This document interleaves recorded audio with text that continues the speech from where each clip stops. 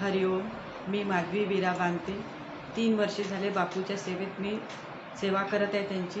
तेव्हापासून मला असे पुष्कळ अनुभव आलेले आहे बापूंचे. बापू हा सर्वत्र आहे. मनात जर आलं तर आपल्याला बापू कुठेही दिसतो. हे मला पुष्कळ अनुभव आलेले आहे. पण मी एक छोटासा अनुभव सांगतो आणि हा जीवनात मी कधी विसरणार नाही असा एक महत्त्वाचा अनुभव आहे.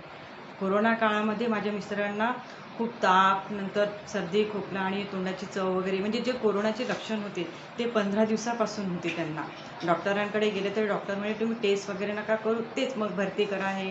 आणि त्यांना हे टेन्शन होतं की समजा आपल्याला कोरोना पॉझिटिव्ह निघले तर आपल्या मुलांना कोण अन्न आणून देईल किंवा कोण काय देईल, हे टेन्शन. त्यामुळे परंतु त्यांना लोकमत ऑफिसला जायचं होतं तर तिकडून असा निरोप आला की तुम्ही टेस्ट करावा म्हणून मग त्यांना ते जातच नव्हते भीतीच्या ह्याने. परंतु मी बापूचं नाव घेतलं आणि बापूची उदी त्यांच्या जिभेला लावली, मुद्दाम लावली मी जिभेला. आणि मी आपले आण्विक घेऊन टेबलवर बसली. त्यांना दवाखान्यात जबरदस्ती नेलं माझ्या मुलांनी.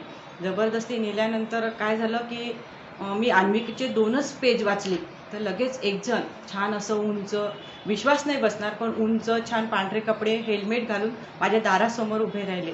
आणि त्यांना मी या नाही म्हटलं. का बरं की आपल्या समजा घरी कोरोना आहे, त्यांना या कसं म्हणायचं किंवा त्यांना पाणी कसं द्यायचं किंवा त्यांचा मानसन्मान कसं, असा माझा उद्देश होता.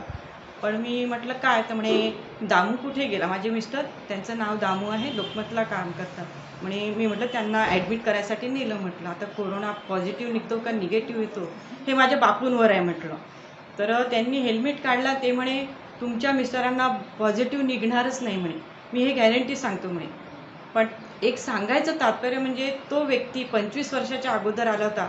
एकदा ते 25 वर्षाच्या अगोदर त्यांना, माझ्या मिस्टरांना ॲक्सिडेंट झाला होता, त्याच व्यक्तीने भरती केलं होतं. आणि तोच व्यक्ती त्याच रूपात सांगायला आला की तुमच्या मिस्टरांना पॉझिटिव्ह निघणारच नाही, निघला तरी आपण पाहून घेऊ, काहीही होणार नाही.